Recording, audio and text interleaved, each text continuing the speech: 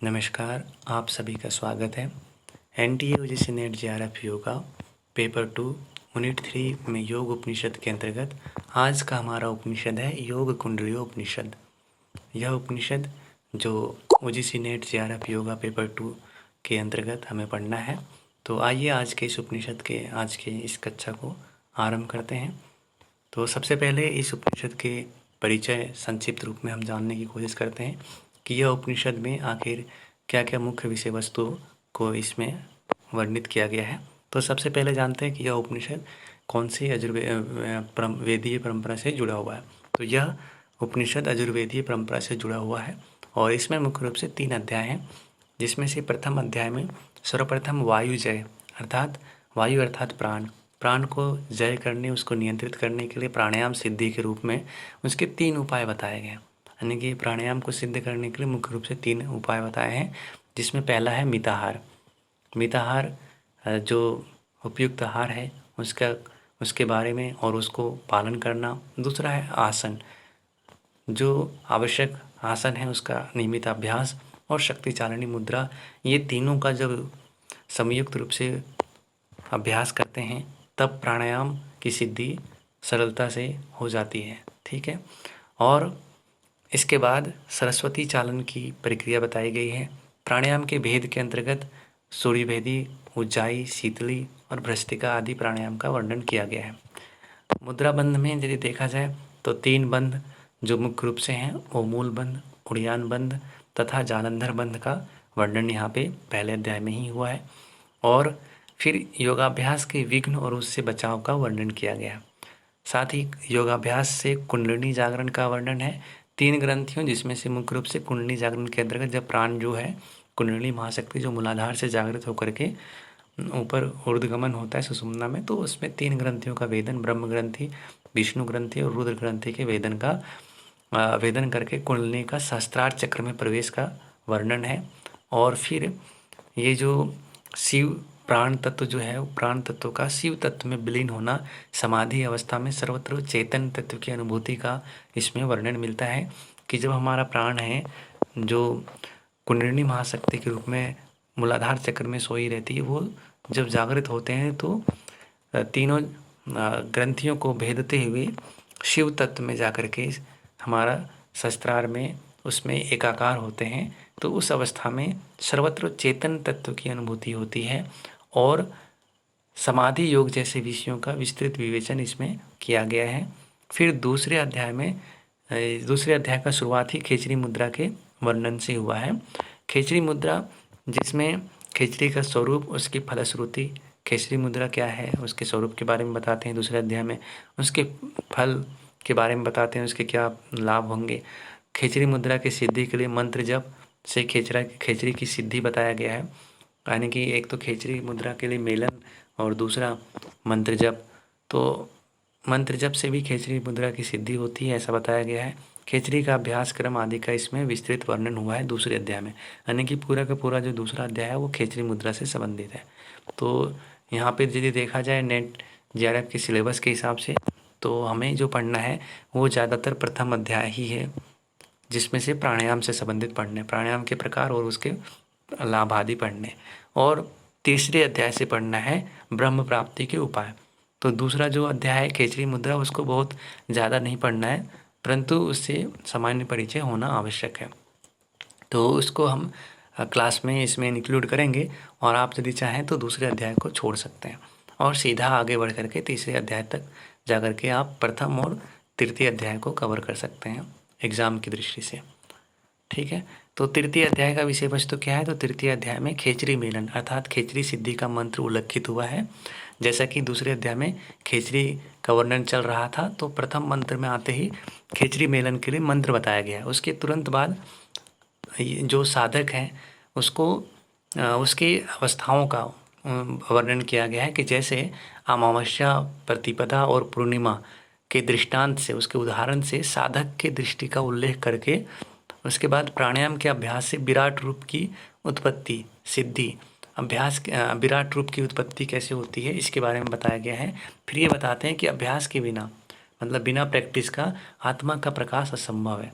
बिना अभ्यास के आत्मा को आत्मा की प्रकाश को अनुभूत कर पाना, उसकी आत्मा को अपने अंदर देख पाना, उसको साक्षात कर पाना असंभव है। सद्गुरु के उपदेश से ब्रह्म का ज्ञान प्राप्त हो सकता है। सद्गुरु के माध्यम से ही उस ब्रह्म के स्वरूप को जाना जा सकता है। ब्रह्म के विविध अधिष्ठान हैं, उसके विविध आश्रय हैं, अधिष्ठान हैं, जो कि वाक, वृत्ति, विश्व प्रपंच, विश्वादि प्रपंच जो हैं, जैसे विश्व, तेजस, प्राज्ञ, सब चीज़ें, उन सब क्या है, ब्रह्म के विविध अधिष्ठान हैं। प्रातपर ब्रह्म का स्वरूप भी इसमें तीसरे अध्याय में बताया गया है और ब्रह्म प्राप्ति के उपाय ध्यान के रूप में बताया गया है यहाँ पे। तो ये था मेरा जो तीसरा टॉपिक है, यानी कि तृतीय अध्याय। तो तृतीय अध्याय में क्या क्या बताया गया ये आपने यहाँ पे जाना। तो हम योग कुंडली उपनिषद के अंतर्गत जो योग के यूनिट 3 में जो सिलेबस है उसके हिसाब से प्रथम और तृतीय अध्याय फोकस बिंदु रहेगा। और दूसरे अध्याय में खेचरी मुद्रा का प्रक्रिया और उसके सिद्धि का लाभ आदि बताया गया। तो आगे बढ़ते हैं। इसमें अंत में जीवन मुक्ति और विदेह मुक्ति विषयों पर भी प्रतिपादन किया गया है कि जीवन मुक्ति क्या है और विदेह मुक्ति क्या है। इस प्रकार लगभग देखा जाए तो योग के प्रमुख सभी विषयों को प्रस्तुत करते हुए यह उपनिषद को पूर्णता प्रदान की गई है। अब आते हैं कि यह उपनिषद का जो प्रथम अध्याय है, तो सबसे पहले जान लेते हैं कि यह उपनिषद शांति पाठ से शुरू हुआ है, जो कि शांति पाठ है। ओम सहनाववतु सहनो भुनक्तु सह वीर्यं करवावहै तेजस्विनावधीतमस्तु मा विद्विषावहै। ओम शांति शांति शांति। हम गुरु शिष्य दोनों साथ साथ, हम सभी का पालन हो, साथ साथ रक्षा हो, साथ साथ आगे बढ़ें, परस्पर किसी भी कारण से एक दूसरे से और किसी से भी विद्वेष ना करें, हम सभी का कल्याण हो, त्रिविध तापों का, त्रिविध दुखों का शांति हो, सर्वत्र शांति की स्थापना हो। इसी भाव के साथ यह उपनिषद आरंभ होता है। प्रथम अध्याय में जैसा कि हमने कहा था कि यह प्रथम अध्याय का मुख्य विषय वस्तु है कि वायु जय के लिए मुख्य रूप से 3 उपाय बताया गया। वायु जय अर्थात प्राणायाम की सिद्धि के लिए, और उसके लिए 3 उपाय जो बताए हैं वहीं से यहाँ पे इस उपनिषद की शुरुआत होता है। तो सबसे पहले जो मंत्र है उसमें कहते हैं कि चित्त की चंचलता के 2 कारण हैं। जो चित्त चंचल युक्त है, चंचलता से युक्त है, जैसे आपने योग सूत्र में पढ़ा होगा चित्त की वृत्तियों को, तो चित्त की वृत्तियाँ उत्पन्न होने के भी वहाँ 2 कारण थे। यदि आपने पतंजलि योग सूत्र का एक हमारा लेक्चर था, उसमें आपने देखे होंगे कि जो चित्त की वृत्तियाँ जो एक तरीके से जो प्रवाह उत्पन्न होता है वो उसके 2 कारण होते हैं। एक तो है चित्त में जमा संस्कार, ठीक है, जो स्मृति के रूप में जो प्रेरणा प्रदान करता है, चित्त की वृत्तियों को प्रवाहित करता है। दूसरा है चित्त का विषयों की ओर आकर्षित होना, यानी कि एक तरीके से राग। तो आकर्षित होना, उसकी ओर जाना, ये किससे होता है? ये बिना प्राण का संभव नहीं है। तो इसी को उपनिषद ने यहाँ पे दूसरे तरीके से बताया है कि चित्त में पूर्व संचित संस्कार एक चित्त की वृत्तियों का कारण है, यानी कि चित्त की चंचलता के कारण है, और दूसरा है प्राण। प्राण आने की इंद्रियों को विषयों की ओर प्रेरित करने वाला, उसकी ओर प्रवृत्त करने वाला। तो यहाँ पे यदि एक तरीके से देखा जाए तो उस तथ्य का, यानी कि महर्षि पतंजलि के योग सूत्र का यहाँ से पूर्णतः साम्यता हमें दिखाई पड़ता है कि चित्त की चंचलता 2 कारणों से होती है। एक तो वासना अर्थात पूर्वजनित संस्कार जो चित्त में जमा रहता है, और दूसरा वायु अर्थात प्राण। प्राण इन दोनों के सहयोग से, इन दोनों के कारण से चित्त में वृत्तियों का प्रभाव घुमड़ता रहता है, उत्पन्न होता रहता है। अब कहते हैं कि इन दोनों में से किसी एक का भी निरोध हो जाने पर दोनों समाप्त हो जाते हैं, निरुद्ध हो जाते हैं। कैसे निरुद्ध हो जाएंगे दोनों, इसको थोड़ा समझने की ज़रूरत है। कैसे?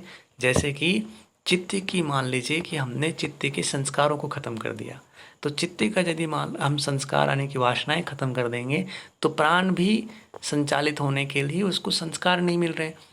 जब प्राण तभी गति करता है जब चित्त में कोई संस्कार हो, चित्त में कोई वृत्तियों को उत्पन्न करने का कोई निमित्त बनता हो।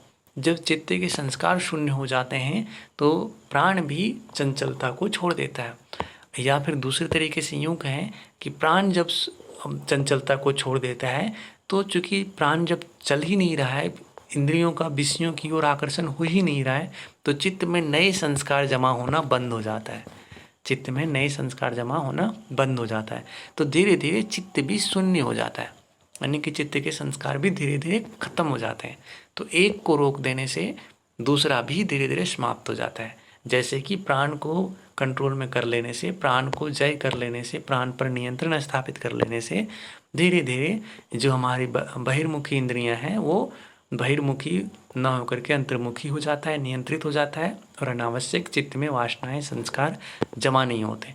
तो चित्त भी शून्य हो जाता है प्राण के निरोध करने से। या फिर यूँ कहा जाए कि चित्त के संस्कार निरोध हो जाने से प्राण को संचालित होने का प्रेरणा और उस तरह के कोई निमित्त नहीं मिलने से वो भी अवरुद्ध हो जाती है। तो एक को जय कर लेने से दूसरा जय हो जाता है। दूसरा, इसको आप और अच्छे से समझने की कोशिश कर सकते हैं कि जैसे हठ प्रदीपिका में कहा गया है, चले वातम चले चित्तम निश्चलम निश्चल भवेत। जब जो एक तरीके से देखा जाए तो ये एक सर्किल है, चित्त और यहाँ पे प्राण का। जब प्राण चलेगा तो चित्त भी चलायमान होता है, और जब चित्त चलेगा तो प्राण भी चलायमान होता है, यानी कि ये एक दूसरे से रिलेटेड है। तो यदि एक पे भी हम नियंत्रण कर लेते हैं तो दूसरा अपने आप ही निरुद्ध हो जाता है। जैसे फॉर एग्जांपल, जब हम चित्त में बहुत ज़्यादा चिंता चल रहा हो, तनाव चल रहा हो, आवेश चल रहा हो, तो हमारी श्वास की गति बढ़ जाती है, हार्ट बीट बढ़ जाता है। क्यों? क्योंकि चित्त ज़्यादा चंचल हो रहा है। तो कहने का मतलब ये है कि उसको हम कहते हैं इमोशन आ रहा है।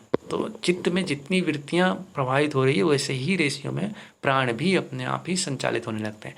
तो इसीलिए यदि हम प्राण को कंट्रोल करते हैं तो चित्त भी अपने आप ही कंट्रोल हो जाता है, निरुद्ध हो जाता है। ये यहाँ पे इस श्लोक का, ये मंत्र का, पहले मंत्र का ये तात्पर्य है। तो इसीलिए इन दोनों में से हेतु द्वयम ही चित्तस्य वासना च समीरणः, जो चित्त का जो चलने का जो हेतु है वो कौन कौन से है? वासना और समीरणा है। तो इसलिए इनमें से कोई एक भी यदि हम विनाश कर लेते हैं, विनिश्चितः कर लेते हैं, तो दोनों भी निरुद्ध हो जाता है। अब इसके लिए 3 साधन बताए गए कि प्राणायाम को सिद्ध करने के लिए 3 उपाय बताए। क्या क्या बताया है करना है? तो इन दोनों में से वायु अर्थात प्राणों पर विजय प्राप्त करने के लिए हमें 3 साधन करने हैं। वो है मिताहार, आसन और शक्ति चालनी मुद्रा का अभ्यास। ये तीनों यदि हम करते हैं तो जो हमारा लक्ष्य है प्राण पर विजय प्राप्त करना, इसे हम प्राप्त कर सकते हैं। आगे कहते हैं, सबसे पहले मिताहार के बारे में बताते हैं। मिताहार कहते हैं कि गौतम ऋषि से यहाँ पे वार्ता चल रही है, तो कहते हैं कि एतेषां लक्षणम वक्षे श्रीणु गौतम सादरम। हे गौतम, आप इनका लक्षण को ध्यानपूर्वक सादर श्रवण करें, ध्यानपूर्वक सुने कि मिताहार का लक्षण क्या है। तो जैसे हठ प्रदीपिका में पढ़ते हैं, घृण संहिता में पढ़ते हैं, सुस्निग्ध मधुराहार चतुर्थांश विवर्जितः। सुस्निग्ध हो, मधुर आहार हो और चतुर्थांश विवर्जितम, जो हमारा पेट है वो आधा पेट भोजन करें, उसका आधा भाग पानी से भरा हुआ हो। तो उसके बाद यानी कि जो हमारा भोजन है वो आधा भाग भोजन से, उसका आधा भाग पानी से, यानी कि ये पूरे का आधा 1/2 और इस आधे का आधा यानी कि 1/4 चतुर्थांश भाग जल से। बाकी का जो शेष है वो वायु के लिए, 1/4 हवा के लिए खाली रखें। इस तरह से शिव कल्याण के निमित्त भोजन करने को मिताहार कहते हैं। भुज्यते शिव संप्रीत्ये मिताहारश्च उच्यते। अब आगे फिर यहाँ से कहते हैं कि आसनम द्विविधम प्रोक्तम पद्मम वज्रासनम तथा। आसन है वो 2 प्रकार के बताया गया है। यहाँ पे ध्यान रखिएगा कि इस उपनिषद में, कुंडली उपनिषद में 2 प्रकार के मुख्य आसन बताया है। एक तो पद्मासन, दूसरा वज्रासन, प्राणजय के लिए, मतलब प्राणायाम की सिद्धि के लिए। पद्मासन के लिए बताते हैं कि कैसे करना है। दोनों पैरों की जंघाओं पर एक दूसरे के ऊपर तलवों को सीधा करके ऊपर की ओर रखने से सभी प्रकार के पापों का विनाश करने वाला पद्मासन होता है। मतलब पद्मासन में जैसे आप बैठते हैं, एक दूसरे के तलवों को दूसरे जंघे पे यानी कि एक दूसरे के ऊपर रखना है और सीधा होकर के बैठना है, ये पद्मासन कहलाता है। और ये क्या करता है? ये सभी प्रकार के पापों का विनाश करने वाला होता है। फिर शारीरिक स्थिति कैसी रहेगी? तो गर्दन, सिर और शरीर एक सिद्ध में रखकर बाएं पैर की एड़ी को सीवन योनि स्थान में तथा दाएं पैर की एड़ी को उसके ऊपर लगाकर बैठने को वज्रासन कहा जाता है। यहाँ पे जो वज्रासन है वो थोड़ा डिफरेंट बताया गया है, जो प्रचलन से थोड़ा हट करके है। यानी कि एक तरीके से देखा जाए तो यहाँ पर हठ योग प्रदीपिका जैसे ग्रंथों में जो बताया गया है सिद्धासन, जैसे कि ये जो सिद्धासन का जैसा यहाँ पे बताया गया ये लक्षण, जैसे सिद्धासन में बैठने की प्रक्रिया होती है कि एक अंगूठा, मतलब कि एक तरफ से अंगूठा दिखे, दूसरी तरफ से एड़ी दिखने वाला। तो यहाँ पे लेकिन ये जो वज्रासन की जो प्रक्रिया है, ये हठ प्रदीपिका जैसे ग्रंथों में भी इसे वज्रासन नाम दिया गया, मतलब सिमिलरिटी है यहाँ पे, ठीक है। जबकि वर्तमान में दोनों घुटने मोड़कर बैठने, एड़ी पे जो बैठते हैं वज्रासन में, जो प्रचलित आसन है उसको वज्रासन कहते हैं। तो यहाँ पर जो मिलता जुलता जो आसन है, उस सिद्धासन से मिलता हुआ ये वज्रासन बताया गया, जैसा कि हठ प्रदीपिका में भी बताया गया। फिर जो तीसरा उपाय है वो है शक्ति चालनी मुद्रा। तो शक्ति चालनी के लिए जो प्रमुख शक्ति है, प्रमुख शक्ति कौन है? कुंडलिनी। तो प्रमुख शक्ति कुंडलिनी कही गई है। बुद्धिमान साधक को उसे चालन क्रिया के द्वारा नीचे से ऊपर दोनों भ्रुकुटियों के मध्य ले जाता है। मतलब कुंडलिनी जो मूलाधार में सोया रहता है, उसको चालन क्रिया से जागृत करके भ्रुकुटी के मध्य में, दोनों नेत्रों के मध्य भ्रुकुटी के स्थान में ले जाता है। इस क्रिया को शक्ति चालनी कहा जाता है। तो शक्ति चालनी की क्रिया को आप समझ गए होंगे। अब यहाँ है मुख्य रूप से जो कुंडलिनी चालन या जगाने के दो साधन कहे गए। पहला तो सरस्वती चालन एवं प्राण संरोध। प्राणरोध मतलब प्राणायाम।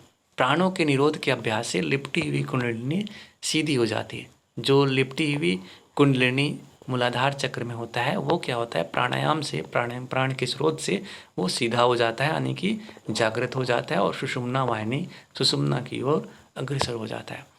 इस प्रकार से सरस्वती चालन के बारे में बताता हूँ। ऋषि कहते हैं, प्राचीन काल के विद्वान इस सरस्वती को अरुंधति भी कहते थे, यानी कि इसका दूसरा नाम है अरुंधति भी कहते थे। और जिस समय ईड़ा नाड़ी चल रही हो, यानी कि बानी नासिका का जो स्वर चल रहा हो, उस समय दृढ़तापूर्वक पद्मासन लगा करके इसकी सरस्वती के भली प्रकार से संचालन करने से कुंडलिनी स्वयं चलने लगती है। अर्थात बाई नासिका से जब श्वास चल रही हो तो उस समय दृढ़तापूर्वक पद्मासन लगा करके बैठना है, और फिर उस समय कुंडलिनी के संचालन से, सरस्वती के चालन से भली प्रकार से कुंडलिनी स्वयं जागृत हो जाती है और संचालित होने लगती है। फिर उस नाड़ी के 12 अंगुल लंबे और 4 अंगुल चौड़े अंबर वस्त्र के टुकड़े से लपेटें। और यहाँ पर ये कहा गया है कि जो कुंडलिनी जो शक्ति है, कुंडलिनी शक्ति के नाड़ी कंद स्थान को 12 अंगुल लंबे और 4 अंगुल चौड़े वस्त्र से लपेटने का उल्लेख यहाँ पे मिलता है। योग साधना पद्धतियों के अनुकूल किया गया है। घेरण संहिता तथा हठ योग प्रदीपिका में भी इस तरह की बात कही गई है। घेरण संहिता में इतने स्थान पर श्वेत कोमल वस्त्र लपेटकर पूरे शरीर में भस्म लगाने की बात कही गई है, और हठ प्रदीपिका में उस स्थान को उतने परिणाम से लिप्ट वस्त्र जैसी कहा गया है। तो ये दोनों ग्रंथों में एक तरीके से साम्यता यहाँ पे देखने को मिलता है। तब दृढ़तापूर्वक दोनों नासा छिद्रों को, मतलब दोनों नासिका को अंगुष्ठ एवं तर्जनी से पकड़कर अपनी इच्छा शक्ति से पहले बाएं फिर दाएं नासिका छिद्र से बार बार रेचक और पूरक करें। मतलब कि पहले बाएं नासिका से रेचक करना है, दाएं से पूरक करना है, और फिर दाएं से पूरक करके बाएं से रेचक करना है। इस तरीके से क्रमशः बार बार रेचक और पूरक इसमें करना है। इस तरह से निर्भय होकर 2 मुहूर्त, यानी कि 2 मुहूर्त बराबर 4 घटी और 16 मिनट तक इसको चलाना चाहिए। साथ ही कुंडलिनी में स्थित सुषुम्ना नाड़ी को किंचित मात्र ऊपर खींचें।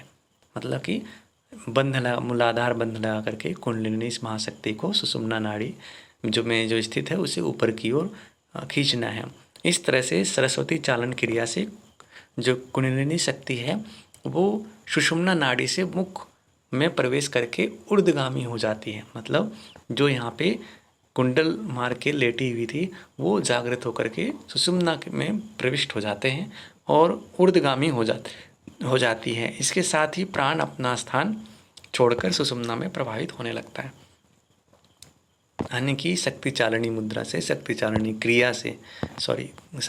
क्रिया से सुषुम्ना जागृत होकर के, सुषुम्ना में कुंडलिनी शक्ति जागृत होकर के सुषुम्ना वाहिनी हो जाता है, ऊर्ध्वगामी हो जाता है। फिर आगे कंठ संकोचन के सहित पेट को ऊपर की ओर खींचें।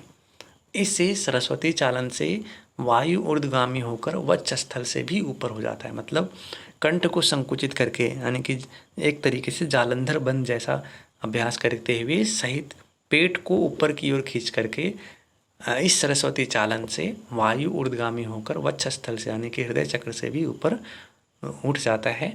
सरस्वती चालन के समय सूर्य नाड़ी यानी कि दाहिने स्वर के द्वारा रेचक करते हुए, यानी कि जैसे बाएं से पूरक किया तो दाहिने से रेचक करते हुए कंठ संकोचन करने से अधोगत वायु वक्षस्थल से ऊपर की ओर गमन कर जाता है। यानी कि जो हृदय चक्र से नीचे जो वायु थी वो वहाँ से ऊपर की ओर गमन कर जाता है, उससे ऊपर उठ जाता है।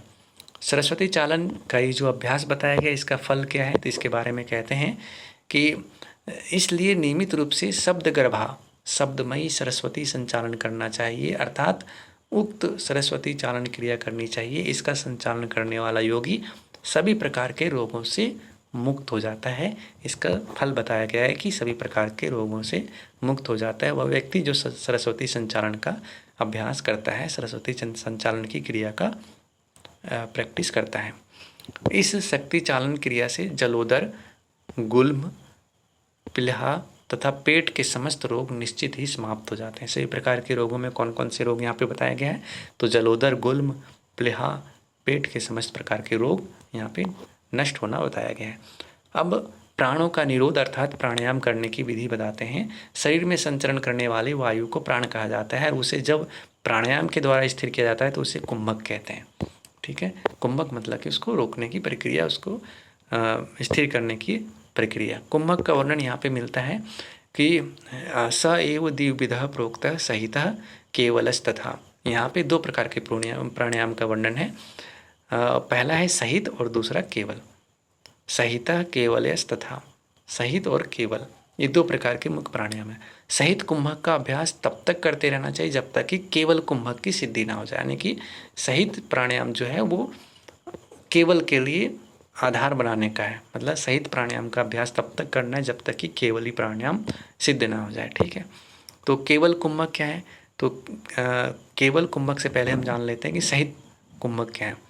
तो इसमें कहा गया कि सूर्य भेदन, उज्जाई, शीतली और भ्रष्त्रिका, ये चार कुंभक के भेद सहित कुंभक कहलाते हैं। सहित मतलब एक तरीके से इन चार कुंभक जो हैं उसके बाद जो नेक्स्ट स्टेप आएगा वो केवल कुंभक आएगा। ठीक है, तो सहित कुंभक के लिए अब स्थान बताते हैं कि जो हमें प्राणायाम करना है वो किस स्थान पे करना है। उपयुक्त स्थान का यहाँ पे चयन, यहाँ भी घृण संहिता के जैसा यहाँ पे बताया गया कि जहाँ पर कंकड़ पत्थर आदि ना हो और आसपास घास, अग्नि, जल और शीत आदि ना हो, पवित्र एवं एकांत स्थान हो, वहाँ पर ना अति नीचा ना अति ऊंचा सुख देने वाला आसन बिछाकर पद्मासन लगाकर सरस्वती चारण की क्रिया करनी चाहिए। तो इसके लिए कहते हैं पवित्रे निर्जने देशे शर्करादि वर्जिते धनु प्रमाण पर्यंतम सीताग्निजल वर्जिते। तो ये इस तरह से आप देख सकते हैं कि एक उपयुक्त स्थान के बारे में जो जहाँ पे हमें अभ्यास करना है तो उसकी क्या क्राइटेरिया हो, उसके लिए क्या क्या विशेषताएं हो, ये सभी आप यहाँ देख सकते हैं कि कंकड़ पत्थर ना हो, आसपास घास, अग्नि, जल और शीत आदि ना हो, पवित्र एवं एकांत स्थान होना चाहिए, वहाँ पर न अत्यधिक नीचा हो ना अधिक ऊंचा हो, सुख देने वाला आसन बिछाकर पद्मासन लगा करके सरस्वती संचालन की क्रिया करनी चाहिए। फिर सूर्यवेदी प्राणायाम, जो सबसे पहले सहित प्राणायाम के अंतर्गत ही जो चार प्राणायाम बताया था उसमें सबसे पहले सूर्यवेदी प्राणायाम का यहाँ पे वर्णन किया गया है। सूर्यवेदी प्राणायाम अब नाम से ही स्पष्ट है कि जैसे हमारे नासिका में दो स्वर होते हैं। पहला तो एक होता है ईड़ा यानी कि चंद्र स्वर और दूसरा होता है पिंगला यानी कि सूर्य स्वर यानी कि दाहिनी नासिका। तो सूर्यवेदी है तो यानी कि दाहिनी नासिका से हमें श्वास को लेना है और बाईं नासिका से छोड़ना है। तो सूर्यभेदन मतलब दाहिनी नासिका से इनहेलेशन करना है, पूरक करना है। श्वास धीरे धीरे दाहिनी नासिका से बाहरी वायु को खींचकर पर्याप्त मात्रा में उदर में भरें, तत्पश्चात बाईं नासिका यानी कि ईड़ा से रेचन करना चाहिए। ये क्या है, ये सूर्यभेदन प्राणायाम है। कपाल शोधन क्रिया में भी धीरे धीरे वायु का रेचन करना चाहिए। इस प्रकार करने से चारों तरह से वात दोष तथा कृमि दोष नष्ट हो जाते हैं। क्या क्या नष्ट हो जाता है, वात दोष और कृमि दोष नष्ट हो जाते हैं। इस क्रिया का निरंतर अभ्यास करना चाहिए। सूर्यभेदन इसी क्रिया का नाम है, यानी कि ये सूर्यभेदन क्रिया है जिसमें हम धीरे धीरे दाहिनी नासिका से वायु अंदर खींचते हैं, पेट में भरते हैं, तत्पश्चात बाईं नासिका ईड़ा नाड़ी से निकाल देते हैं। अब आता है उज्जाई प्राणायाम।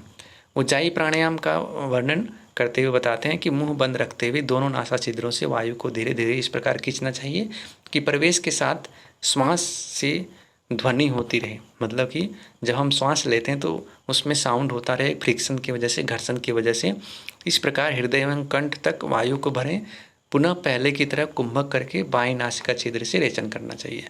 यहाँ पे ध्यान रखिएगा कि पहले वाले में भी बायां से रेचन करना है, दूसरे में भी बाएं नासिका से रेचन यानी कि श्वास को बाहर छोड़ना है। इसके करने से सिर की गर्मी, गले का कफ दूर हो जाता है।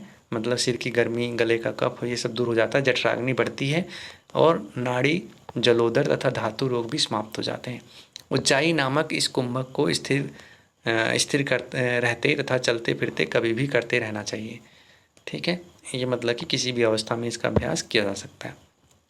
तीसरा जो प्राणायाम है वो है शीतली प्राणायाम। शीतली प्राणायाम के लिए शीतली प्राणायाम में जिह्वा के द्वारा वायु को खींचकर पहले की तरह कुंभक करके नासिका से वायु को धीरे धीरे निकालें। इसके करने से प्लीहा, गुल्म, पित्त, अब जैसे नाम से स्पष्ट है, शीतकारी है तो शीत मतलब ठंडक, शीतलता प्रदान करने वाला, तो इसलिए जो उष्णता से संबंधित है जैसे पित्त, तो इसमें ये समाधान करेगा, इसमें उसको शांत करेगा, कंट्रोल करेगा। ज्वर में भी उपयोगी होगा, तो ताकि स्मरण रखने में ज़्यादा सरलता हो। तो गुल्म, पित्त, ज्वर, तृषा आदि रोगों का शमन होता है शीतली प्राणायाम से। ठीक है, और जो चौथा प्राणायाम है वो है भ्रस्त्रिका प्राणायाम। भ्रस्त्रिका प्राणायाम के लिए कहा गया है कि पद्मासन में स्थित होकर के बैठ करके शरीर की गर्दन सहित सीधा रखें। सर्वप्रथम मुख को बंद करके नासिका के द्वारा वायु को बाहर निकालें। मतलब कि हमें जो एक्सेल करना है बार बार, उसको मुंह से नहीं करना है बल्कि नासिका से करना है। पुनः इस तरह तीव्रता के साथ वायु को खींच के वायु का स्पर्श कंठ, तालु, सिर एवं हृदय को मालूम पड़े, फिर उसका रेचन करें। मतलब कि घर्षण के साथ वायु को खींचना है, जो कंठ, तालु, सिर एवं हृदय को महसूस होता है, फिर उसका रेचन करें, पुनः पूरक करें। इस तरह बार बार वेग पूर्वक, जैसे कि लोहार का जो धोकनी होता है कि वो धोकनी चलाता है तो बार बार जो प्रेशर से यहाँ पे जो वायु होता है उस वाल्व में, वो प्रेशर से उसके कोयले को प्रज्वलित करता है। ऐसे ही बार बार धोकने की भांति श्वास को खींचें और निकालें। इस प्रकार शरीरस्थ वायु को सावधानी के साथ चलाना चाहिए। जब थकान मालूम पड़े तब दाहिने यानी कि सूर्य स्वर से वायु को खींचकर तर्जनी को छोड़कर नासिका को कसकर पकड़ें और वायु का कुंभक करें, फिर बाएं यानी कि ईड़ा नाड़ी से निकाल देना चाहिए। इस प्रकार के अभ्यास से कंठ की जलन मिटती है एवं जठराग्नि की वृद्धि होती है। यहाँ भी जठराग्नि की वृद्धि होना बताया गया है। यह प्राणायाम सुख देने वाला, पुण्यकारी, पापनाशक, कुंडलिनी को जगाने वाला है। सुषुम्ना नाड़ी के मुख पर जो बाधक कफ आदि रहता है, इसके अभ्यास से वह सब नष्ट हो जाता है तथा सत, रज, तम इन तीनों गुणों में उत्पन्न 3 ग्रंथियों का भेदन होता है। इसलिए विशेष रूप से इस भ्रस्त्रिका प्राणायाम का अभ्यास करना चाहिए। तीनों गुणों में जो उत्पन्न 3 ग्रंथियां हैं उसका भेदन करता है, इसलिए भ्रस्त्रिका प्राणायाम का अभ्यास करना चाहिए, क्योंकि ये बहुत ही सुख देने वाली, पुण्यकारी, पापनाशक, कुंडलिनी को जगाने वाला और सुषुम्ना नाड़ी के जो मुख पर कफ आदि जमा होते हैं उसको नष्ट करने वाला होता है।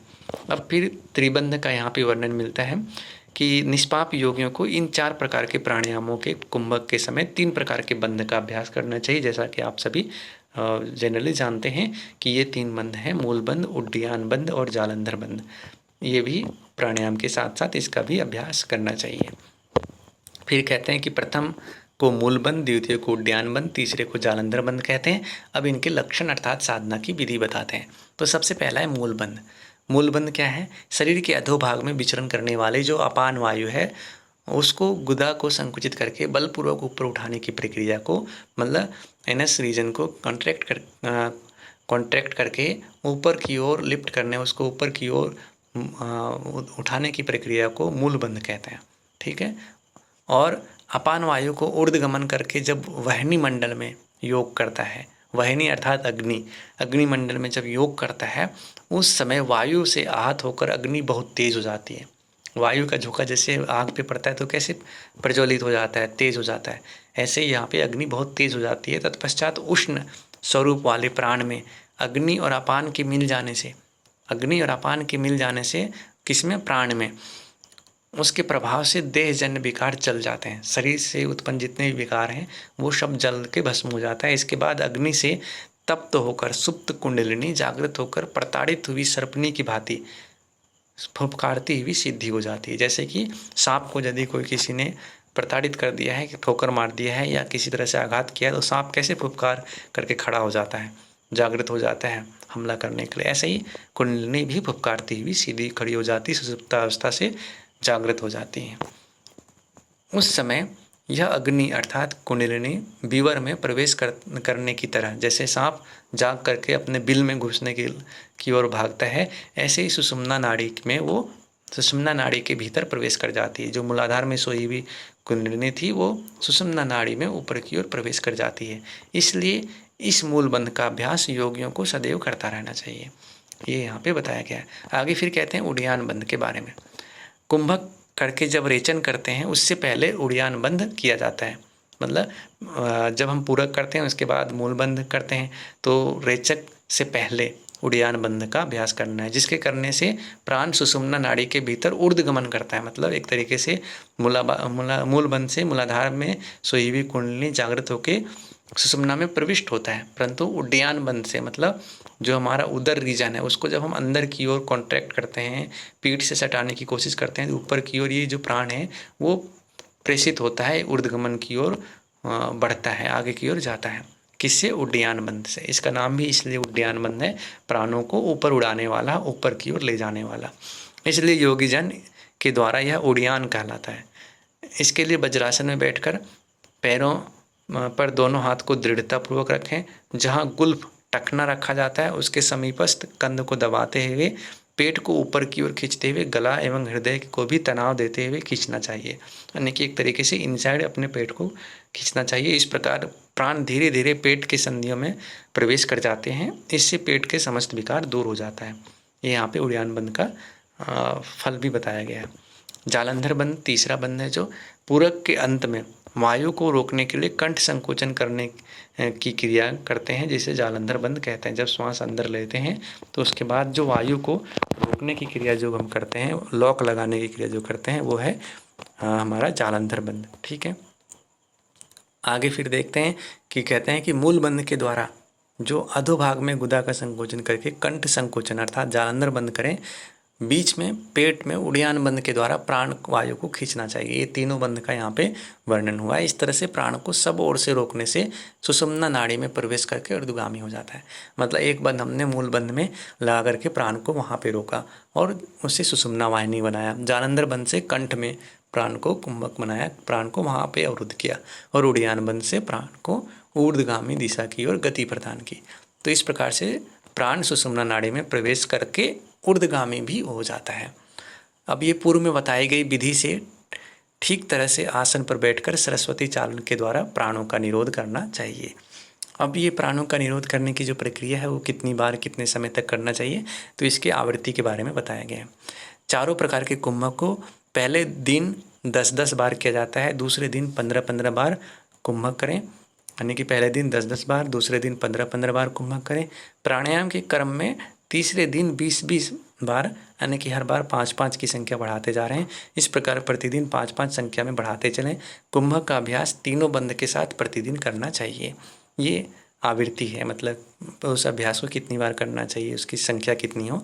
दिन में सोना, रात्रि का जागरण, अति मैथुन, मल एवं मूत्र के वेग को रोकना, ज़्यादा चलना, आसनों का उचित ढंग से अभ्यास न करना, प्राणायाम की क्रिया में बहुत शक्ति लगाना तथा चिंतित रहना, इन दोषों के कारण साधक शीघ्र रोगी हो जाता है, ऐसा यहाँ पे बताया गया है। ये सारी चीज़ें जो क्या है वो हमारी जीवनी शक्ति को छिन्न करने वाला और रोगग्रस्तता की ओर ले जाने वाला है, इसलिए इनका त्याग करना चाहिए। फिर आगे कहते हैं कि मुझे योगाभ्यास के द्वारा रोग हो गया। यदि कोई साधक यह कहकर अभ्यास बंद कर दे तो समझना चाहिए कि योगाभ्यास का यह पहला विघ्न है। दूसरा विघ्न शंका करना अर्थात विश्वास न होना। तीसरा जो विघ्न है वो है प्रमत्तता, यानी कि प्रमादता जो है एक तरीके से, और चौथा विघ्न है आलस्य करना, कि शारीरिक रूप से तमोगुण उस पर हावी होना। पांचवा विघ्न है ज़्यादा नींद लेना। योग के मार्ग में पांचवा विघ्न कौन सा है? ज़्यादा नींद लेना। छठा विघ्न है साधना से प्रेम न होना, और सातवां विघ्न है भ्रांति, मतलब साधना की विधियों में भ्रांति का होना।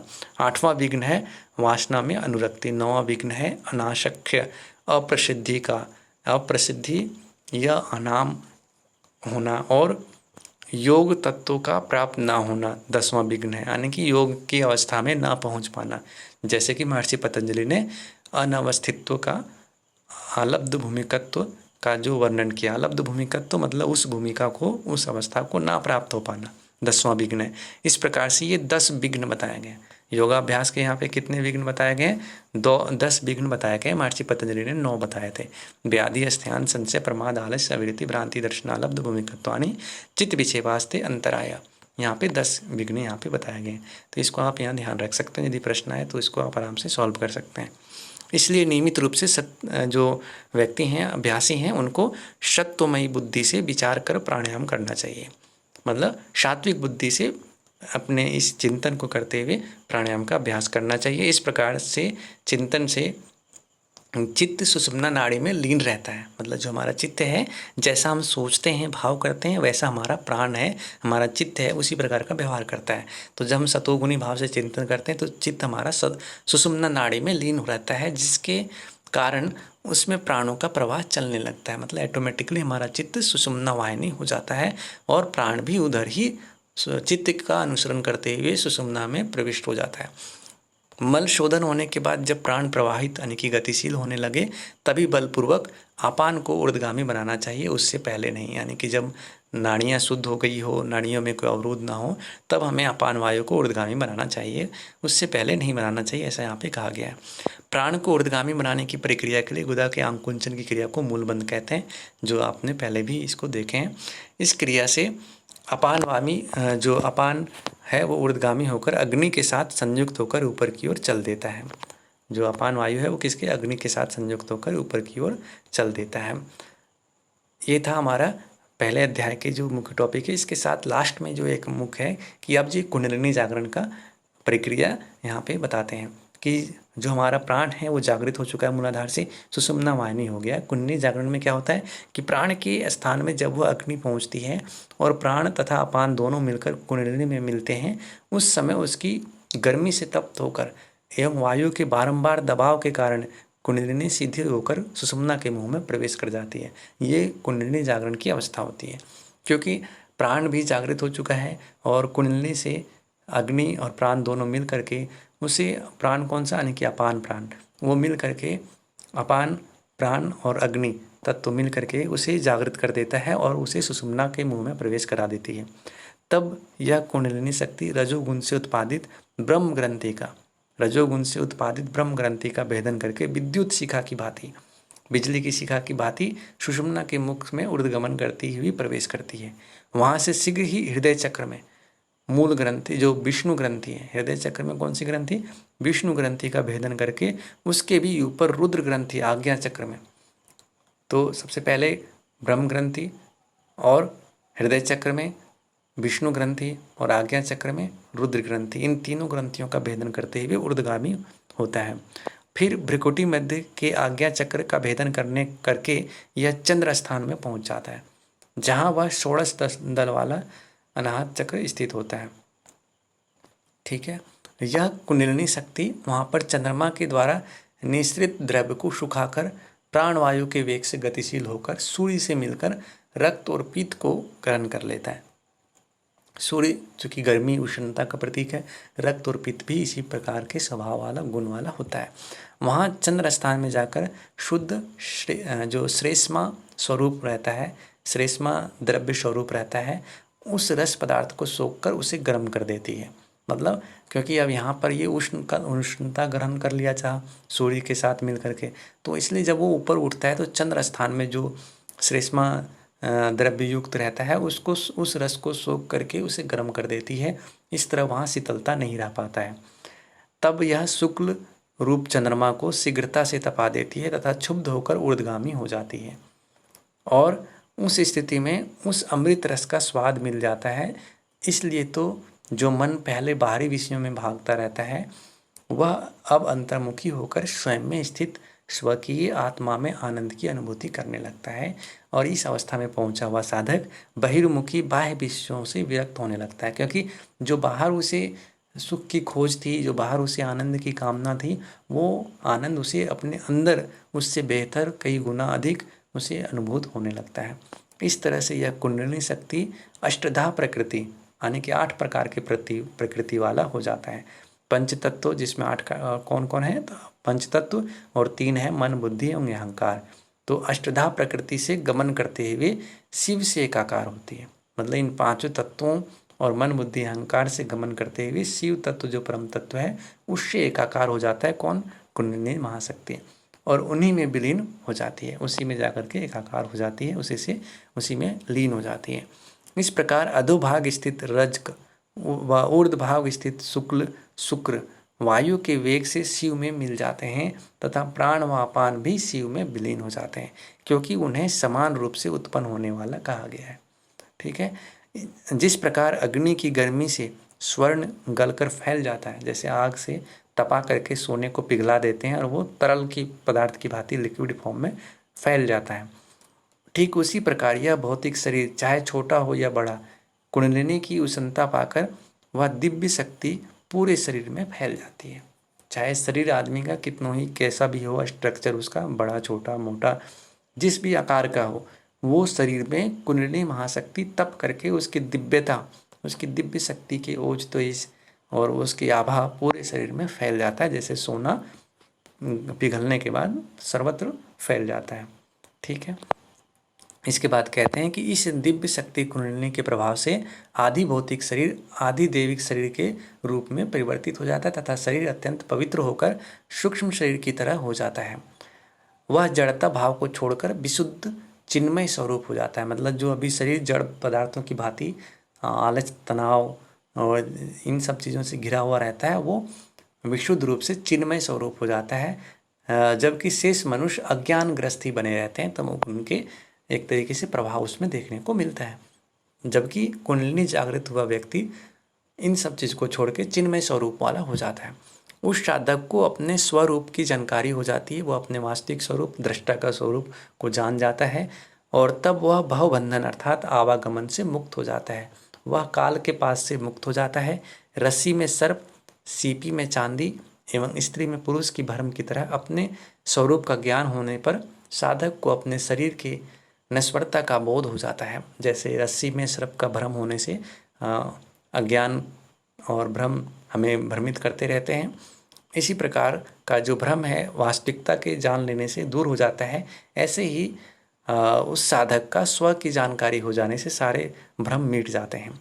इस प्रकार पिंड और ब्रह्मांड यानी कि अणु और विभु तथा सूक्ष्म शरीर एवं सूत्रात्मा के एकाकार हो जाने पर अपनी आत्मा और परम चेतना स्वप्रकाशित परमात्मा की एकता को प्राप्त हो जाता है। मतलब हमारी जो आत्म चेतना है वो स्वप्रकाशित परमात्म चेतना से एकाकार होकर के एक ही हो जाता है। ठीक है। तो इस प्रकार से कहा गया कि कमल के नाल की तरह कुंडलिनी महाशक्ति होती है तथा कमल कंद की तरह मूल कंद को फनाग्र मतलब फन का अग्रभाग देख करके मुख में अपने पूछ भाग को डालकर, मतलब वो जो सर्प कुंडलिनी को यदि सर्प की उपमा से देखा जाए तो वो अपने मुख में अपनी पूछ को फन यानी कि जो फन है उसका मुख है उसके अग्रभाग फनाग्र में मुख में पूछ को दबाए हुए भाग को डालकर ब्रह्मरंध्र सुषुम्ना नाड़ी के द्वार को ढककर सुप्त अवस्था में पड़ी रहती है। इसके जागरण के लिए पद्मासन में बैठकर गुदा को ऊपर की ओर खींचकर कुंभक करते हुए वायु को ऊपर की ओर ले जाकर वायु के आघात से स्वाधिष्ठान चक्र में स्थित अग्नि को प्रज्वलित करते रहना चाहिए। यानी कि एक तरीके से ये कहा गया है कि जो हमारे चक्र हैं मूलाधार चक्र उससे होते हुए स्वाधिष्ठान चक्र और फिर आगे के चक्रों में क्रम से उस कुंडलिनी महाशक्ति को जो अपनी पूंछ को मुंह में दबाए हुए सोई हुई पड़ी है उसको जागृत करके पहुंचाना चाहिए। ऐसा करने से अग्नि और वायु के प्रहार से सुप्त कुंडलिनी जागृत होकर ब्रह्मा विष्णु रुद्र ग्रंथियों का भेदन करके षट चक्र का भेदन करते हुए सहस्त्रार कमल में पहुंच जाता है तथा यहाँ वह शक्ति के रूप में शिव से मिलकर, यानी कि यहाँ जो कुंडलिनी शक्ति है वह शिव से मिलकर के जो हमारा सहस्त्रार चक्र है वहाँ पे शिव से एकाकार होकर के परम आनंद को प्राप्त करती है और यह अवस्था परमानंददायी मुक्ति स्वरूपा होती है, परमानंददायी मुक्ति स्वरूप होता है। इस प्रकार से यहाँ पे जो योग कुंडली उपनिषद है जिसका मुख्य विषय वस्तु एक तरीके से प्राण जय है, प्राण का जय करना, प्राणों का संरोध है, नियंत्रण है और कुंडलिनी महाशक्ति का विशेष रूप से यहाँ पे वर्णन हुआ, इसलिए इसको कुंडलिनी उपनिषद भी कहा जाता है। तो इसका प्रथम अध्याय यहाँ पे कंप्लीट होता है। दूसरे अध्याय में आप देख सकते हैं कि इसमें खेचरी विद्या का वर्णन किया गया है, जिसे कहते हैं कि जिसको जान लेने के बाद व्यक्ति अजर अमर हो जाता है। जो मनुष्य जरा, मृत्यु और रोगों से ग्रसित है, वह दृढ़ निश्चय होकर के खेचरी विद्या का अभ्यास करें। और बुढ़ापा, मृत्यु, रोगों का विनाश करने वाली इस खेचरी मुद्रा को इस पृथ्वी पर जो व्यक्ति ग्रंथों के द्वारा, उसके भावों द्वारा जानकर अभ्यास करते हों, इसका ज्ञान रखते हैं, उसे समर्पित होकर गुरु मानकर उसकी शिक्षा प्राप्त करनी चाहिए। यह विद्या और गुरु दोनों ही, अभ्यास दोनों ही दुर्लभ है। इस खेचरी विद्या के अभ्यास एवं मेलन अर्थात साधना साथ साथ सिद्ध होता है। केवल अभ्यास करने से मेलन सिद्धि की प्राप्ति नहीं हो पाती। ठीक है, ये यहाँ पे बताया गया है कि खेचरी के अभ्यास के लिए गुरु के माध्यम से प्राण शक्ति को शिव शक्ति के साथ संयोग करने का विधान यहाँ पे कहा गया है। और आगे फिर कहते हैं कि हे ब्राह्मण, किसी जन्म में अभ्यास तो मिल भी जाता है, पर मेलन सैकड़ों जन्मों में नहीं मिल पाता, यानी कि उसकी सिद्धि सैकड़ों जन्मों में भी नहीं मिल पाता। भाव सहित बहुत जन्मों में साधना करने पर किसी जन्म में योगी को मेलन प्राप्त हो जाता है। साधक जब गुरु के श्रीमुख से मेलन मंत्र ग्रहण करता है, यानी कि खेचरी सिद्धि का जो मंत्र ग्रहण करता है एवं शास्त्रीय परंपरा अनुसार साधना करता है, तब जाकर के कहीं सिद्धि उसे मिलती है। ग्रंथ के निर्देशानुसार अथवा उसके भावना अनुसार जब विधिवत जानकर मेलन को प्राप्त कर लेता है, तब साधक संसार सागर से मुक्त होकर शिव स्वरूप हो जाता है। खेचरी मुद्रा का जो एक तरीके से प्रक्रिया है, उसमें क्या है, हम अपने जीव को पीछे जो हमारा जो अंदर कंठ की तरफ उसको प्रविष्ट कराना होता है कपाल कुहर में। तो इससे क्या है, ऊपर से जो अमृत तत्व जो सोम रस है वो स्रावित होकर के नीचे अग्नि कुंड में, यानी कि जो हमारा एक तरीके से मणिपुर चक्र है, वहाँ करके जो गिर के भस्म होता है, उसको रोक करके उसी अपने जीवन में उपयोग में लाना, उस दिव्य तत्व को शोंकना, उसका पान करना, ये खेचरी है। खेचरी मतलब, खे मतलब आसमान होता है और चरी मतलब विचरण करना। इससे क्या होता है कि हम अपने प्राण को ऊर्ध्वगामी ही बनाए रखते हैं और आकाश में चलने की शक्ति भी इससे प्राप्त हो जाता है। ऐसा इसमें बताया भी गया, आप आगे देखेंगे जब इस अध्याय को पूरा पढ़ेंगे। ग्रंथ के निर्देशानुसार अथवा उसके भावना अनुसार जब विधिवत जानकर मेलन को प्राप्त हो जाते हैं, तब संसार सागर से मुक्त होकर शिव स्वरूप ही हो जाता है। शास्त्र के बिना गुरु भी ज्ञान प्रदान नहीं करा सकते, इसलिए हे मुने, शास्त्र को प्राप्त करना जरूरी है, क्योंकि यह शास्त्र बहुत ही महत्वपूर्ण है। फिर कहते हैं कि यति अर्थात साधक को चाहिए कि जब तक शास्त्र की प्राप्ति न हो जाए, तब तक धरती पर घूम घूम कर उसे ढूंढना चाहिए। सच्चा शास्त्र ज्ञान प्राप्त हो जाने पर हाथों हाथ सिद्धि प्राप्त हो जाती है। तीनों लोकों में बिना शास्त्र ज्ञान के सिद्धि नहीं मिल सकती। इसलिए शास्त्र का ज्ञान देने वाला और मेलन अर्थात योग का अभ्यास कराने वाला गुरु भगवान की प्रतिमूर्ति, यानी कि उनका ही रूप होता है। इसका अभ्यास कराने वाले को शिव मानकर उसका आश्रय लेना चाहिए। यह ज्ञान प्राप्त करके अनधिकारियों, यानी कि जो अनधिकारी जो लोग हैं, जो उसकी योग्यता नहीं रखते हैं, एलिजिबिलिटी नहीं रखते हैं, उनके समझ उसको प्रकट नहीं करना चाहिए। इस प्रकार से गोपनीय रखते हुए जहाँ भी इस दिव्य ज्ञान योग में पारंगत गुरु मिले, उन्हीं के पास जाकर खेचरी जो विद्या है उसको ग्रहण करें। उनके अनुसार जागरूक होकर अभ्यास करना चाहिए। इस विद्या में योगी खेचरी अर्थात आकाश में उड़ने की शक्ति प्राप्त हो जाती है, जैसा कि हमने पूर्व में बताया था। इसलिए खेचरी का अभ्यास खेचरी बीज मंत्र के योग के साथ करना चाहिए। ठीक है, फिर कहते हैं कि इस प्रकार का साधक आकाशगामी देवताओं का अधिपति होकर आकाश में विचरण करता है। खेचरी के बीज मंत्र में खेचर का रूप हकार, अवस्था अर्थात धारण का रूप ईकार, अग्नि का रूप राकार और जल का रूप अनुस्वार अर्थात बिंदु है। तो ये खेचरी शब्द का पूरा यहाँ पे एक तरीके से तात्पर्य दिया गया है। इस प्रकार से इन सब का योग ही ह्रीं होता है।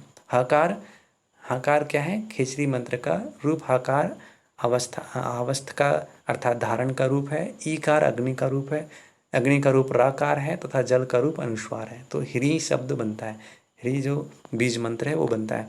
खेचरी योग इसी बीज मंत्र से सिद्ध होता है। इसके आगे सोमांश जो चंद्र बीज है वो सकार होता है। इसके उल्टे गिनने पर 9वें अक्षर पर भ और पुनः चंद्र बीज सकार आता है। इसके उल्टे गिनने पर अष्टम अक्षर पर म और उसके 5 अक्षर उल्टा गिनने पर प और तथा पुनः चंद्र बीज सकार एवं संयुक्त वर्णयुक्त क्ष सबसे अंतिम अक्षर है। इस प्रकार से ह्रीं भम शम मम पम सम छम खेचरी का मंत्र होता है। ये खेचरी का मंत्र यहाँ पे बताया गया है कि खेचरी सिद्ध करने के लिए, जैसे कि हमने पहले 2 उपाय बताए थे खेचरी सिद्ध करने के लिए। पहला तो है खेचरी का मंत्र और दूसरा है मेलन। तो गुरु के द्वारा विधिवत उपदेश लेकर इस मंत्र का जप करने से सभी प्रकार की सिद्धियों को देने वाला है। और यह मंत्र प्रतिदिन 12 बार जपने पर, यानी कि 12 बार जपने पर देह में स्थित माया का स्वप्न में भी प्रभाव नहीं पड़ता। इस मंत्र को जो नियम पूर्वक 5 लाख जप करता है, मतलब कितनी बार, 5 लाख बार जप करता है, उस व्यक्ति की खेचरी स्वयं में सिद्ध हो जाती है तथा उसके जीवन में सभी विघ्न समाप्त हो जाते हैं और उसे देवताओं की प्रसन्नता प्राप्त होती है। फिर कहते हैं कि शरीर में पड़ी झुर्रियाँ जो जरा अवस्था का प्रतीक है, पके हुए केस लक्षण समाप्त हो जाते हैं और वृद्ध व्यक्ति भी युवा हो जाता है। युवा अवस्था में उसे दिखाई पड़ता है, वो युवा जैसा कांति वाला हो जाता है। इसमें शंका नहीं करनी चाहिए, इसलिए इस महाविद्या का भलीभांति अभ्यास करना चाहिए। हे ब्राह्मण, ऐसा न करने से इस खेचरी की सिद्धि नहीं होती, उल्टे कष्ट ही उठाना पड़ता है। सम्यक प्रकाश से के अभ्यास के बाद ही सिद्धि ना मिले तो भी मार्गदर्शन के द्वारा निर्देशित मार्ग का त्याग न करें। यदि यह शास्त्र प्राप्त हो जाए तो इस विद्या का अभ्यास करें। इस प्रकार भली प्रकार से साधना करने पर साधक को सिद्धि शीघ्र प्राप्त हो जाती है। सबसे पहले साधक गुरु के निर्देशानुसार तालु के मूल स्थान पर 7 दिनों तक घिसे। मूल स्थान जो जीवा का मूल होता है उसको 7 दिनों तक घिसना है, ताकि उसका जो जॉइंट है जीवा का नीचे तालु से, वो थोड़ा थोड़ा उससे कटे, उससे मतलब कि अलग हो, जिससे उसका मेल वहाँ का दूर होकर के उससे अलग होने के योग्य हो जाए। इसके बाद थुहर के पत्ते के द्वारा तीक्ष्ण धार युक्त किसी पवित्र औजार से जीवा मूल आने के नीचे के जबड़े से जीभ को जोड़ने वाले तंतु को बाल के बराबर गुरु से कटवाएं या फिर स्वयं काटें। हरड़ और सेंधा नमक का चूर्ण कटे हुए स्थान पर 7 दिन तक बुरकता रहे, यानी कि उस पर लगाता रहे। जिसके बाद पुनः उसी प्रकार बाल मात्रा यानी कि तनिक तनिक सा काटे, यानी कि प्रतिदिन थोड़ा थोड़ा हल्की हल्की बाल मात्रा थोड़ा थोड़ा उसमें चिन्ह जैसा उसको काटते जाना है, ताकि वो धीरे धीरे उस जबड़े से जीभ का जो ज़्यादा जुड़ा है वो कम होता चले। इस तरह लगातार 6 महीने तक प्रयास करने से जीभ का निचला जबड़े से संबंध लगभग कट जाता है और कट जाता है। उसके पश्चात यदि देखा जाए तो वो खेचरी मुद्रा को लगाने के लिए एक तरीके से ज़्यादा सक्षम हो जाता है। यहाँ पे देखें तो अध्याय 2 का 46वां मंत्र जो है, तब जीवा के आगे वाले हिस्से में वस्त्र लपेटकर धीरे धीरे बाहर की ओर दोहन करना चाहिए, यानी कि जीवा को बाहर निकाल करके उसमें वस्त्र निकल करके उसका दोहन करना चाहिए धीरे धीरे। इस तरह से नियमित रूप से अभ्यास करने से जीवा बढ़कर भ्रिकुटी के मध्य तक पहुंच जाता है, मतलब जीभ की लंबाई बढ़ जाती है, ये इसमें बताया गया है। और ज़्यादा अभ्यास करने पर दोनों बगल कान तक पहुंचने लगती है, बाहर निकालने पर थोड़ी तक पहुंच जाएगी। यह अभ्यास को यदि बराबर 3 वर्ष तक बनाए रखा जाए तो जीवा सिर के बालों तक पहुंचने लगेगी। इस प्रकार अभ्यास करते रहा जाए तो जीभ बगल में कंधे तक एवं नीचे कंठकुप तक पहुंच जाता है। कहने का मतलब ये है कि इस प्रकार से दोहन क्रिया करने से जीभ की लंबाई बढ़ जाती है और 3 वर्षों के बाद यदि किया जाए तो गर्दन के पीछे नीचे कंठ के अंतिम भाग तक पहुँच जाती है। इस प्रकार जीवा सिर से ऊपर ब्रह्मरंध्र, यानी कि जीवा को वापस कंठ की ओर से ऊपर प्रविष्ट कराया जाए तो ब्रह्मरंध्र तक पहुंचकर उसे ढक लेगी, इसमें कोई संशय नहीं है। तो कहने का मतलब ये था कि ये जो खेचरी सिद्धि का जो वर्णन यहाँ पे किया गया है ये काफ़ी कठिन अभ्यास है एक तरीके से, और इस उपनिषद में खेचरी मुद्रा की हठयोग संबंध दुस्साध्य विधियों का वर्णन किया गया है। और यहाँ पर जैसे योग ऋषि पंडित श्री राम शर्मा आचार्य जी द्वारा दिया गया है ये उपनिषद, तो उसमें कहते हैं कि युग निर्माण अभियान के अंतर्गत जो योग ऋषि पंडित श्री राम शर्मा आचार्य जी है वो बताते हैं कि ये जो भाव रस सिद्धि हेतु खेचरी मुद्रा की जो सर्वसुलभ विधि बताई गई है वह इससे भिन्न है। सर्वसुलभ क्योंकि ये सभी चीज़ें सभी तरह के सभी सामान्य और विशिष्ट सभी व्यक्तियों के लिए एक समान उपयोगी नहीं हो सकता, इसमें बहुत कुछ कठिनाइयाँ भी आ सकती है। इसलिए सर्वसुलभ जो सबके लिए सरल हो, सुगम हो और लाभकारी हो, इसके लिए इससे भिन्न है। और वह सर्वसुलभ विधि खेचरी मुद्रा द्वारा अमृत साधना करने वाले साधकों को इससे किसी भ्रम या शंका में नहीं पड़ना चाहिए। और वो एक सेकेंड नहीं चाहिए, और इसलिए इसने भाव रस सिद्धि का यहाँ पे वर्णन युग निर्माण अभियान के अंतर्गत किया गया है। ठीक है, तो फिर कहते हैं कि इस तरह से क्रमशः अभ्यास करने पर जीवा ब्रह्मरंध्र का भेदन कर जाती है। सभी बीजाक्षरों की विधि सहित यह विद्या बहुत कठिन है। पूर्व में कहे हुए इन 6 बीजाक्षरों से करन्यास एवं षडंगन्यास करने से ही पूरी सिद्धि मिल जाती है। यह अभ्यास बड़ी सावधानी रखते हुए धीरे धीरे क्रमशः करना चाहिए। जल्दी जल्दी किया गया अभ्यास शरीर को हानि पहुंचा सकता है, इसलिए इसके अभ्यास में जल्दी जल्दी नहीं करना चाहिए। यदि बाह्य स्थूल विधि से जीवा ब्रह्म विवर में प्रवेश कर जाए तब उंगली के अग्रभाग से उठाकर उसे विवर के भीतर कर देना चाहिए। मतलब जीव को खेचरी मुद्रा के लिए अपनी उंगली के सहारे से भी उसे अंदर की ओर प्रविष्ट कराया जा सकता है। ठीक है। 3 वर्ष के बाद तक इस अभ्यास करने से जीवा का प्रवेश ब्रह्म द्वार में हो जाता है। जीवा के वहाँ प्रवेश कर जाने पर विधिवत रूप से उसका मंथन करना चाहिए। ऐसे कई योग साधक होते हैं जो मंथन के बिना ही खेचरी सिद्ध कर लेते हैं, परंतु जिन्होंने खेचरी मंत्र सिद्ध कर लिया है वे ही मंथन के बिना सिद्ध कर पाते हैं, अन्य नहीं। मतलब खेचरी मुद्रा का सिद्धि मंथन से होता है और बिना मंथन के भी हो जाते हैं। बिना मंथन में मंत्र के माध्यम से सिद्धि किया जा सकता है, ऐसा यहाँ बताया गया। जप और मंथन दोनों करने से जल्दी लाभ मिलता है। मंथन हेतु लोहा, चांदी या स्वर्ण की सलाखा के एक सिरे पर दूध लगाकर तंतु लगाएं, पुनः उसके नाक में डालकर सुखासन में बैठकर प्राण को हृदय में निरोध करके नेत्रों से भवों के मध्य देखते हुए उसी सलाखा में मंथन करें। इस प्रकार 6 मास तक मंथन करने पर इसका प्रभाव दिखाई देने लगता है। तो ये सब बहुत ज़्यादा इम्पोर्टेंट नहीं है वैसे, परंतु फिर भी इसको यहाँ पे ले लेते हैं। इस प्रकार से साधक की अवस्था सोते हुए बालक की तरह होती है। इस मंथन को मास में 1 बार करें, नित्य ना करें। जीवा को भी ब्रह्मरंध्र में बार बार प्रविष्ट कराएं। मतलब इस प्रकार के जो मंथन की क्रिया जो बताया गया था वो डेली नहीं करना है, बल्कि मंथली में 1 ही बार करना है और ब्रह्मरंध्र में बार बार जीवा को प्रविष्ट कराना है। खेचरी मुद्रा का यानी कि बार बार अभ्यास करना है। 12 वर्ष यानी कि 12 वर्ष तक इस अभ्यास को करने से सिद्धि अवश्य प्राप्त होती है, ऐसा यह उपनिषद कहता है। अभ्यास की इस अवस्था में योगी अपने अंतर में पूरे विश्व का दर्शन कर लेता है, क्योंकि जीवा के ब्रह्म विवर में जाने वाले मार्ग में ही ब्रह्मांड की स्थिति है। ऐसा कह करके यहाँ पे ये उपनिषद का ये हमारा जो दूसरा अध्याय है वो यहाँ पे पूर्ण होता है। तो आपने देखा कि दूसरे अध्याय में खिचड़ी मुद्रा का ही और उसके मेलन की, उसकी सिद्धि की ही बात की गई है। और जो तीसरा अध्याय आरंभ होता है उसमें सबसे पहले जो अंतिम जो पार्ट रह गया था, ब्रह्मा जी ने कहा कि खेचरी का मेलन मंत्र है ह्रीं भम सम मम पम सम छम, ये खेचरी सिद्धि का मंत्र है। तो हे शंकर जी, कृपा करके आप हमें यह बताएं कि साधक के लिए अमावस्या, प्रतिपदा एवं पूर्णमासी का क्या अभिप्राय है। मतलब साधक के लिए अमावस्या, प्रतिपदा और पूर्णमासी क्या है।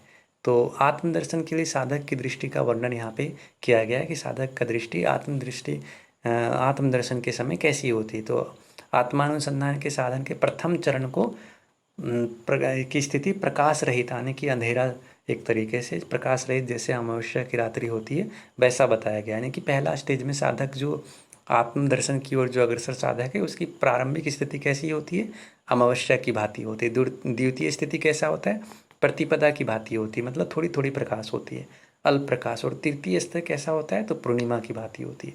मतलब तीसरे स्टेज में साधक पूर्ण प्रकाश की अवस्था में पहुंच चुका होता है और वही कल्याण की स्थिति होती है।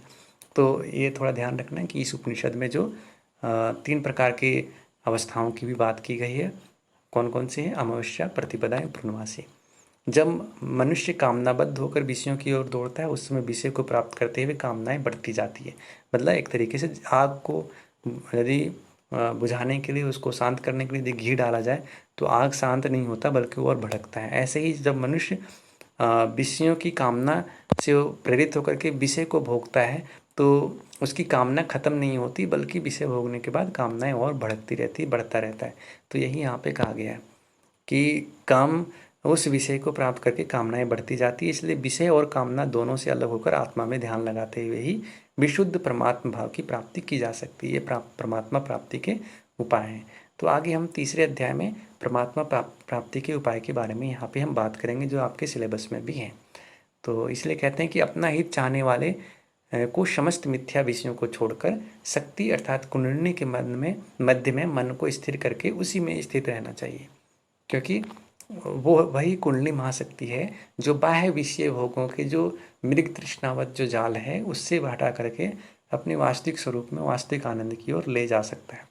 तो अब ये जो मुख्य ब्रह्म प्राप्ति के उपाय रूप ये जो तीसरा अध्याय है उसको हम अगले वीडियो में, जो अंतिम वीडियो है जो बहुत ही शॉर्ट ही रहेगा क्योंकि इसमें अब ज़्यादा और विषय इसमें शेष नहीं रह रहे हैं, तो उसमें हम बात करेंगे। तब तक के लिए आप सभी को धन्यवाद, नमस्कार।